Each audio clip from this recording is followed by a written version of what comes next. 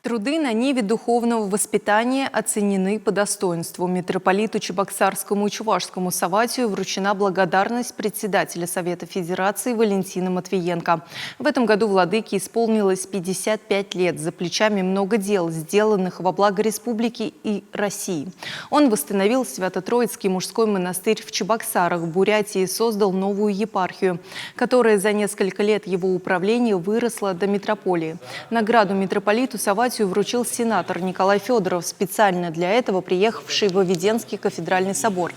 Совет Федерации благодарит митрополита Савватия за большой вклад в укрепление межконфессионального и межнационального согласия в обществе, за сохранение и развитие духовно-нравственных традиций и культурных ценностей, воспитание подрастающего поколения.